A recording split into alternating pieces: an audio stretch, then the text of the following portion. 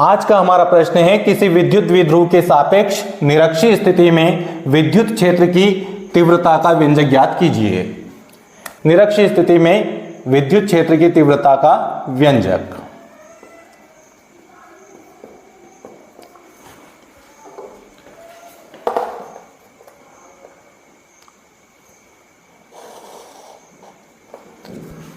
माना एक विद्युत द्विध्रुव AB है जो +Q और -Q आवेश से मिलकर बना है, जिनके बीच की दूरी 2L है तथा माध्यम का पराविद्युतांक K है। इसके मध्य बिंदु O से r दूरी पर निरक्षीय स्थिति में एक बिंदु P है, जिस पर विद्युत क्षेत्र की तीव्रता का व्यंजक ज्ञात करना है।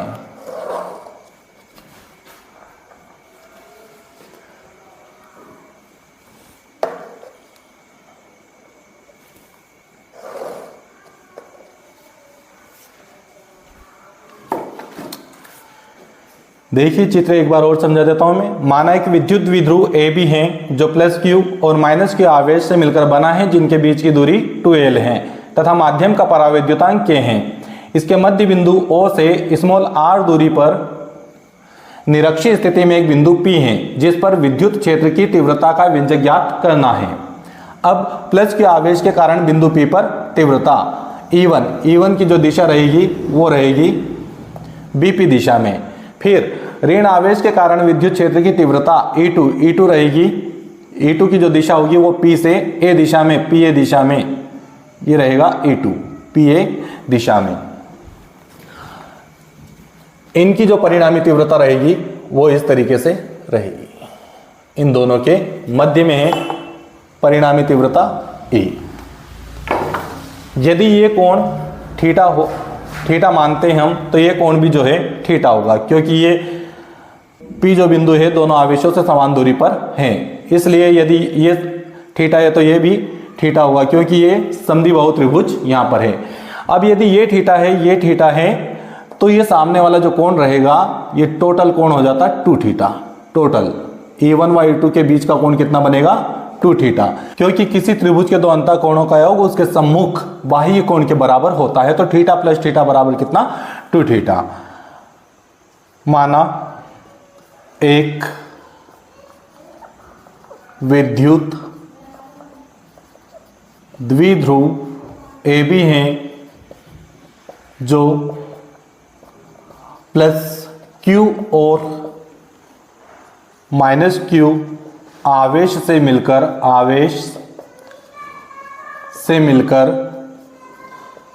बना है, जिनके बीच की दूरी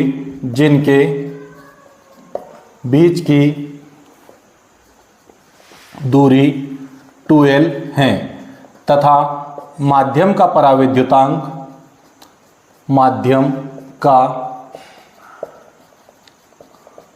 पराविद्युतांक K है। इसके मध्य बिंदु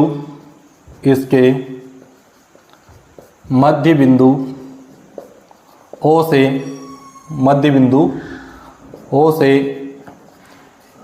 r दूरी पर एक बिंदु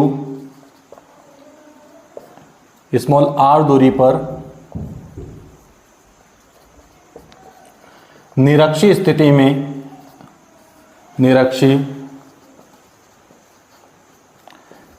में एक बिंदु P है, जिस पर विद्युत क्षेत्र की तीव्रता का व्यंजक ज्ञात करना है। ठीक है। माना एक विद्युत द्विध्रुव AB है जो +Q और -Q आवेश से मिलकर बना है, जिनके बीच की दूरी 2L है तथा माध्यम का पराविद्युतांक K है। इसके मध्य बिंदु O से r दूरी पर निरक्षीय स्थिति में एक बिंदु P है, जिस पर विद्युत क्षेत्र की तीव्रता का व्यंजक ज्ञात करना है। अतः +Q आवेश के कारण बिंदु P पर विद्युत क्षेत्र की तीव्रता ये रहेगी E1 बराबर 1/4πε0K इंटू Q बटे BP का वर्ग, दूरी का वर्ग। अब धन आवेश यानी प्लस के आवेश से बिंदु P की जो दूरी है वो B से लेकर कहां तक है, P तक, तो दूरी हुई कितनी, BP। तो यहां पर वर्ग जो आएगा वो किसका आएगा, दूरी का वर्ग यानी BP का वर्ग। और ये जो है तीव्रता का फार्मूला होता है E बराबर 1/4πε0K इंटू Q बटे दूरी का वर्ग, R का वर्ग। तो यहाँ पर दूरी जो है मेरे पास कितनी है, BP, तो यहाँ पर लिखा हमने BP का वर्ग। अब देखिए E1 की जो दिशा है वो रहेगी BP, तो E1 की जो दिशा है वो किस दिशा में लिखेंगे, इसको हम BP दिशा में। इसकी दिशा है E1 की B से P की ओर, जहां ε0 बराबर जो है वो है वायु या निर्वात की विद्युतशीलता। ठीक है, ये है ε0 और ये दे दिया अपन ने इसको समीकरण कौन सा, फर्स्ट। E1 जो है वो समीकरण कौन सा है, फर्स्ट, पहला समीकरण यहां पर है। तथा अब जो है दूसरा आवेश है अपने पास में ऋण आवेश -Q, आवेश के कारण बिंदु P पर विद्युत क्षेत्र की तीव्रता, पहले प्लस के आवेश के कारण निकाली थी हमने, अब माइनस के आवेश के कारण बिंदु P पर तीव्रता निकालेंगे हम। ये रहेगी E2, दूसरी तीव्रता है E2 बराबर 1/4πε0K इंटू Q बटे, यहाँ पर देखिए ऋण आवेश से बिंदु P की जो दूरी है वो A से लेकर कहां तक है, P तक, AP। तो यहाँ पर दूरी का वर्ग यानी काय का वर्ग आना है, AP का वर्ग। ठीक है, इसकी जो दिशा होगी वो होगी P से A दिशा में, E2 की जो दिशा होगी वो P से A दिशा में, PA दिशा में, ये देखिए यहाँ पर PA दिशा में। और ये प्राप्त हुआ हमें समीकरण कौन सा, 2, समीकरण 2। अब देखिए चूंकि E1 व E2 जो है, E1 व E2 परिमाण में बराबर हैं, परंतु दिशा में अलग अलग हैं। दिशा क्या है इनकी, अलग अलग। परिमाण में कैसे बराबर है, बराबर क्यों है, क्योंकि BP जो जितना है उतना ही कौन है, AP, यानी BP का मान काय के बराबर है, AP के। तो AP की जगह यदि BP लिख दें हम तो समीकरण 1 और 2 आपस में क्या हो जाएंगे, बराबर हो जाएंगे। इसलिए चूंकि E1 व E2 परिमाण में कैसे हैं, बराबर हैं, परंतु दिशा में कैसे हैं, अलग अलग हैं। अतः बिंदु P पर परिणामी तीव्रता, टोटल तीव्रता होगी यहां पर E बराबर 2E1 cos 2θ/2।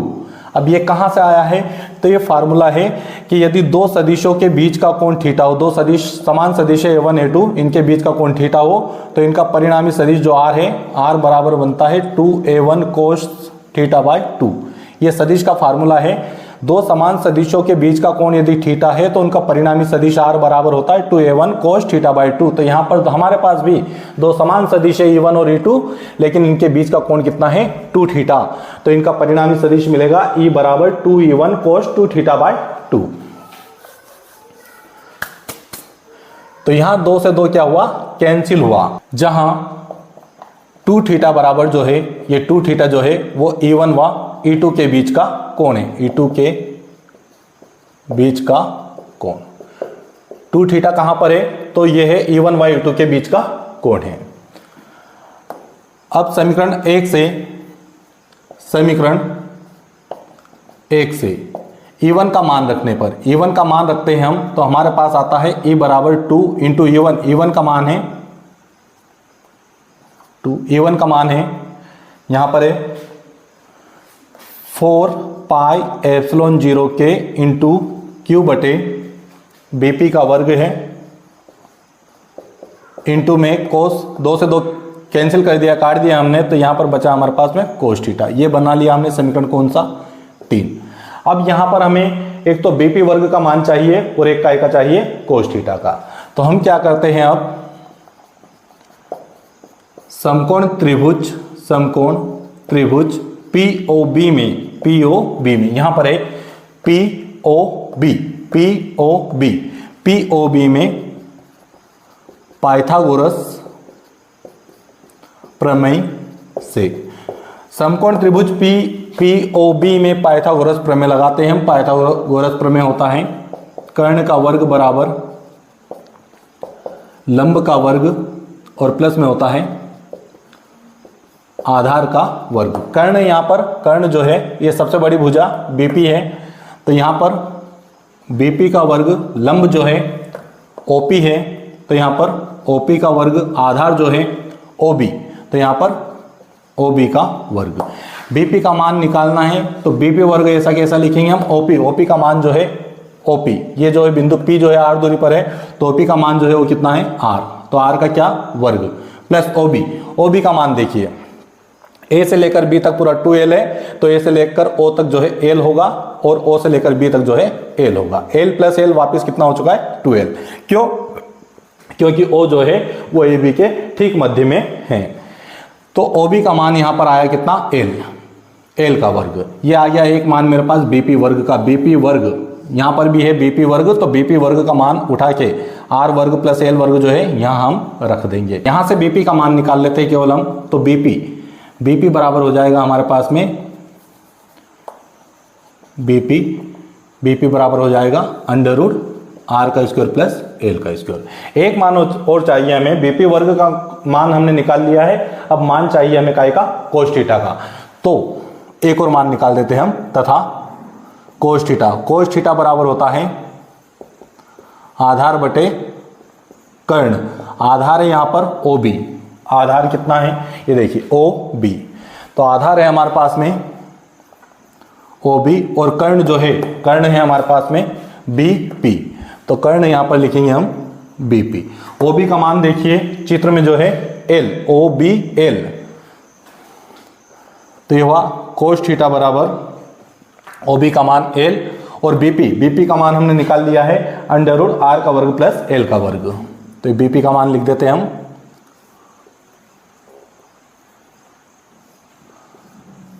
Under root are का स्क्वायर प्लस एल का स्क्वायर। ठीक है, दो मान आ गए हमारे पास में, एक तो बीपी वर्ग का मान आ चुका है और एक का आ चुका है कोस थीटा। ये बीपी वर्ग यहां पर है, कोस थीटा यहां पर है। उपरोक्त मान दोनों, उपरोक्त मान समीकरण 3 में रखने पर, समीकरण 3 में रखने पर ये दोनों मान, एक तो बीपी वर्ग का और एक कोस थीटा का मान कहां रखेंगे हम, समीकरण 3 में। समीकरण 3 पर आ जाते हैं हम सीधे। अब E बराबर 2 इंटू 1/4 पाई एप्सिलॉन 0 के इंटू क्यू बटे बीपी वर्ग है, बीपी वर्ग का मान है आर वर्ग प्लस एल वर्ग, तो यहां पर लिखेंगे हम आर का वर्ग प्लस क्या एल का वर्ग, इंटू में कोस थीटा है, कोस थीटा का मान है हमारे पास में एल बटे अंडर रूट आर का वर्ग प्लस एल का वर्ग।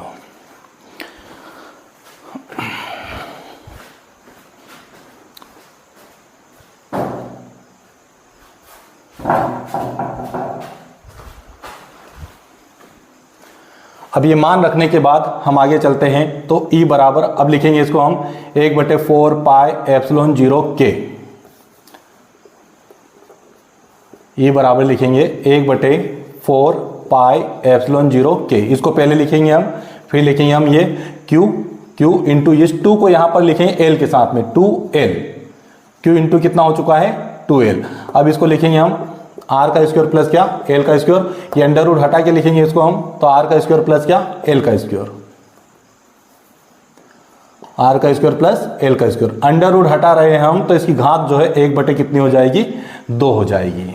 ठीक है, अब यहां पर परंतु जो है Q इंटू 2L बराबर काय के है P के, कैपिटल P। इसका नाम होता है विद्युत द्विध्रुव आघूर्ण, विद्युत द्विध्रुव आघूर्ण। तो Q इंटू 2L बराबर काय के होता है P के। तो यहां पर आ जाएगा हमारे पास में E बराबर 1/4 पाई एप्सिलॉन 0 के इंटू ये आ गया कैपिटल P बटे में। अब देखिए आधार समान है तो गुणे में घातें जो है जुड़ जाती है। तो इसकी घात कुछ भी नहीं, मतलब कितनी है 1, और इसकी घात कितनी है 1/2। तो 1 + 1/2, तो 2 एकम 2, 2 और 1 3, 3 बटे कितना 2। अब टोटल घात कितनी हो जाएगी इसकी 3/2। तो यहां पर लिखेंगे हम r का वर्ग प्लस l का वर्ग की घात कितनी आ जाएगी 3/2।